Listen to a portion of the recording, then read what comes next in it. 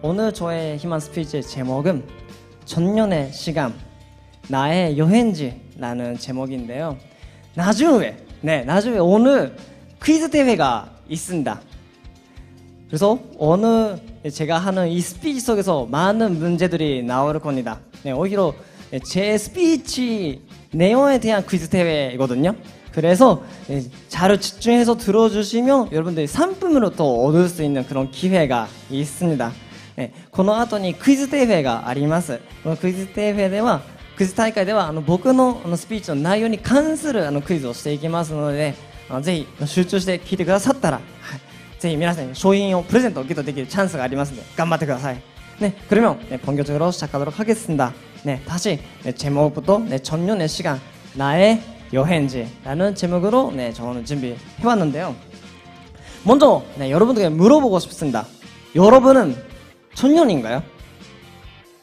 네, 앞에 있는 사람만 네라고 했고요. 뒤에 있는 사람이 거의 천년이겠지라고 그런 약간 표정이었지만, 근데 그런 마음도 조금 이해가 된다. 천년이라는 게 실은 조금 애매한 단어가 아닙니까? 왜냐하면 천년이라는 그 사람들이 몇 살부터 몇 살까지가 천년인지 실은 정확하지 않잖아요. 네, 저도 약간 오늘은 천년 희망 스피치를 만들어야 된다 라고 생각하니까 계속해서 고민하면서 들었던 생각이 천년 스피치, 천년이 누구지? 라는 질문이었거든요. 저희 스스로에 대한 약간 질문이었는데 그래서 알아봤습니다. 근데 재밌는 게 나라마다 그 기준이 다르더라고요.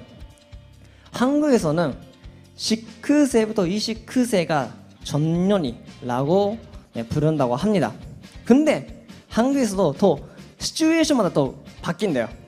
네, 통계청 같은 경우에서는 15세부터 29세가 전년이라고 하는데 또 다른 약간 자료를 보면 19세 이상, 34세 이하가 전년이다. 이렇게 더 시츄에이션마다 더 전년이 달라지는 단어라고도 합니다. 근데 또 일본 보면 또 달라요. 일본은 15세부터 20세, 24세가 전년이라고 부른대요. 근데 저도 약간 그게 맞나라고 싶었거든요. 근데 약간 일본 후센 노동성, 일본 고세労働省 아니 약간 그 정부 기관이에요. 거기서 발표하는 공식 문서를 보니까 그렇게 써 있더라고요. 저도 이번에 알아보면서 처음 알았습니다. 저는 전년이라고 하면 20세 이상이라고 생각하고 있었거든요. 근데 그렇지 않요? 15세부터 24세가 전년이라고 하더라고요. 법적으로는 그렇다고 합니다. 근데 유엔은 세계적으로는 어떻게 되어 있냐? 유엔에서는 유스라는 나이는 15세부터 24세가 전년이다 라고 합니다. 그래서 전년이라고 했을 때 정말 여러분들 상상하는 그 이미지가 조금씩 달라질 수가 있어요.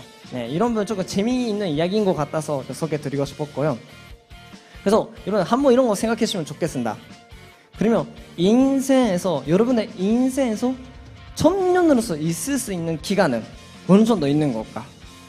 만약에 100세까지 산다고 했을 때 대충 여러 나라의 기준이 봤을 때도 10년부터 15년 정도거든요. 그 기간이.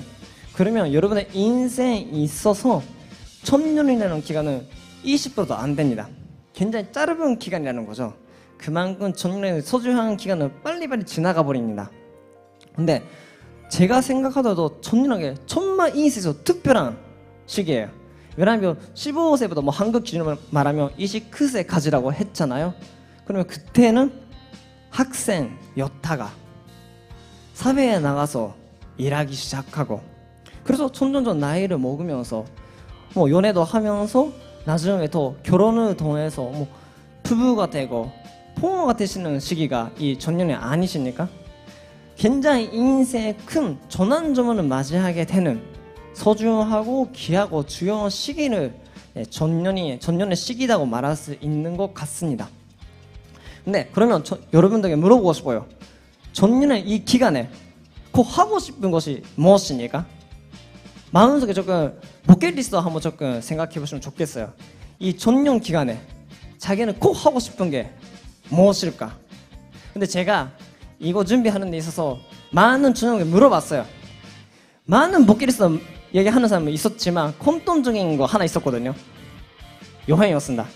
뭐 국내 여행, 해외 여행 저 여러 가지 있었지만 네, 모두가 여행을 꼭 가고 싶다.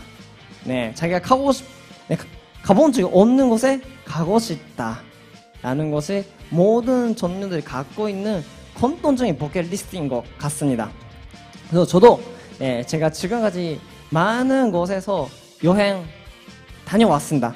그래서 그 이야기를 조금 간단하게 네, 나눠드리려고 하는데요. 네, 저의 여행 기록입니다.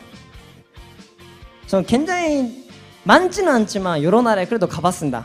동남아시아에서는 뭐 필리핀, 캄보디아, 네, 태국에 가봤고요. 그리고 미국 대륙에서는 뭐 미국, 파나마, 코스타리카, 도미니카 공화국, 니카라구아. 도미니카 공화국이 나라가 있는데 또 도미니카라는 다른 나라가 있거든요. 그래서 이 나라 사람들이 자기가 도미니카에 왔다고 하면 이게 도미니카 아니야, 도미니카 공화국이다 라고 약간 그렇게 약간 기분 나빠지더라고요. 여러분 조심하셔야 된다. 뭐 실은 하루 이틀 정도라면 뭐 멕시코라든가 또 다른 나라도 가봤지만 조금만 더 뭐 길게 여행으로 갔다고 하면 뭐 이 정도인 것 같습니다. 그리고요, 네, 동아시아에서는 네, 타이완, 네, 대만, 그리고 북한, 그리고 뭐 저는 일본 사람이라서 한국이도 네, 저한테는 네, 하나의 약간 해외 여행이죠. 네, 그렇습니다. 네, 이렇게 총 여러 개 나라를 제가 여행으로 많이 다녔는데요. 조금 단기가 아니라 뭐 4개월 이상 중장기로 네, 있었던 나라들이 조금 몇 가지 있습니다.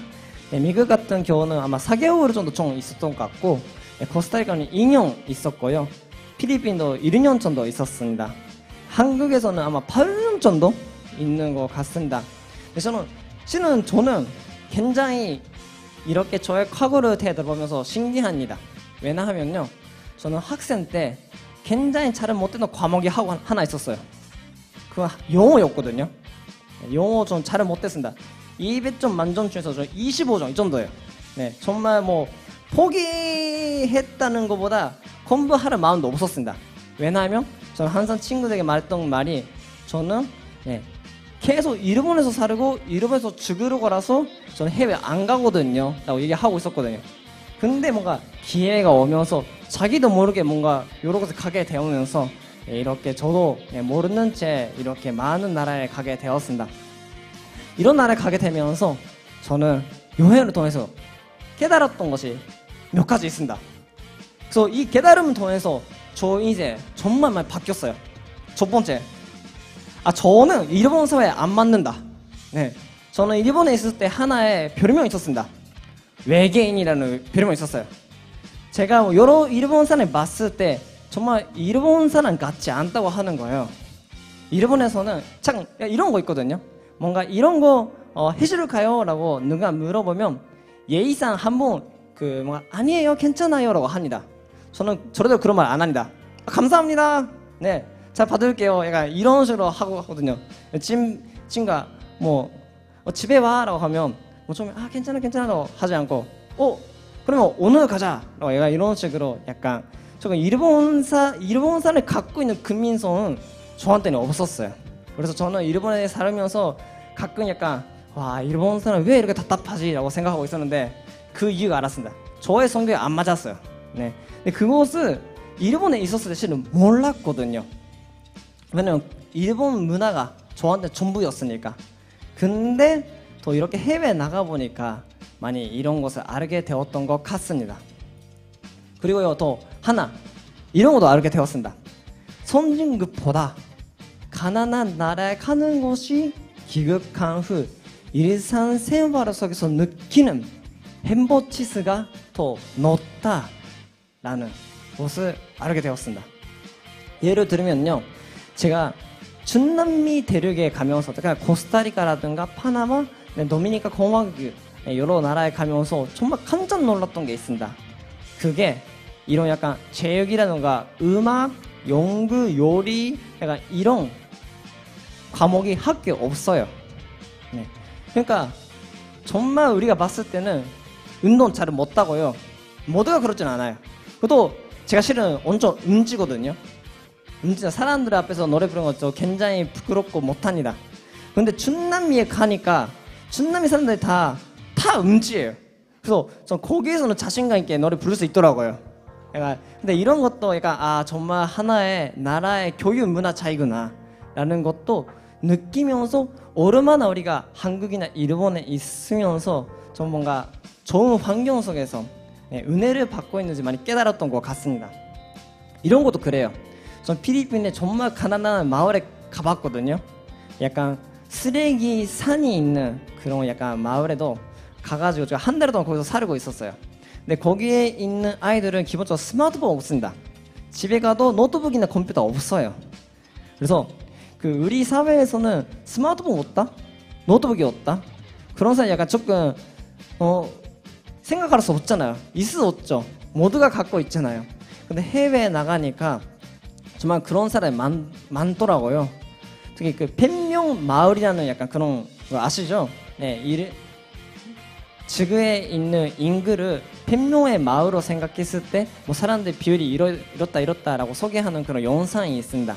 그걸 보니까 전 세계 스마트폰 갖고 있지 않는 비율이 34% 된다고 합니다.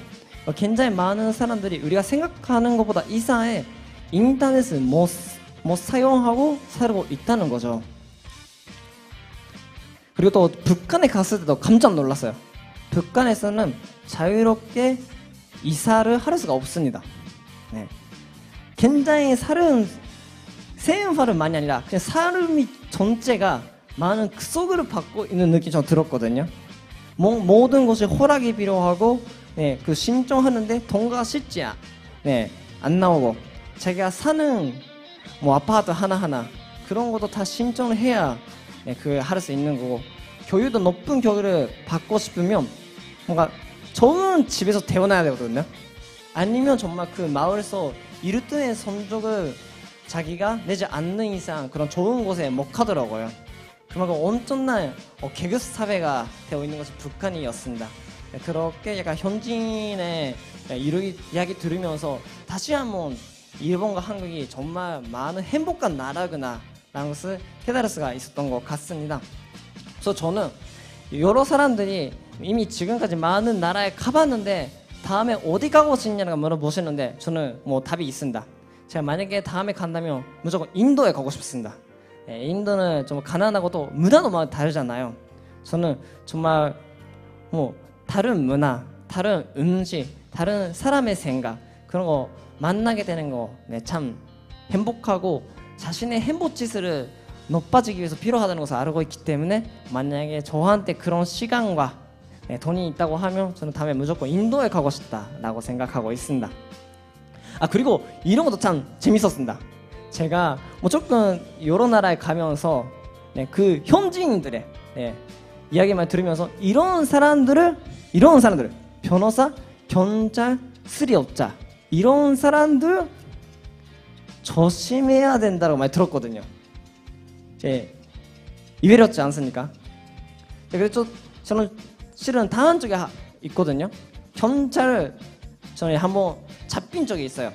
근데 제가 뭔가 나쁜 짓을 해서 잡힌 게 아니라 약간 뭐라고 해야 되나? 약간 뭔가 그때 크리스마스 시즌이었거든요. 그래서 크리스마스 시즌이 되면 경찰은 무조건 외국인들이 잡아가지고 용돈 벌려고 한다고 합니다.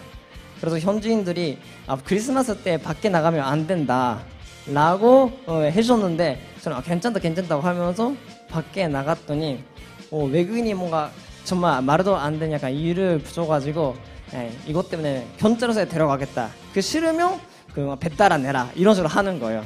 그래서 쉽지 않구나라는 약간 하나의 문화 차이로 느꼈고요. 쓰리오자 왜 조심해야 되냐? 그 현지인들이 이야기하는 거를 들어보니까 일부러 제대로 고치지 않다고 한다. 조금만 고친대요. 그래서 다시 불러달라고 하면서 그때마다 돈을 받는다. 변호사도 비슷하다고 합니다. 그래서 이런 사람들을 정말 쉽게 믿으면 안 된다. 정말 믿음에 가는 사람을 변호사라든가 수리업자는 만나야 된다. 이런 이야기도 하고 있더라고요.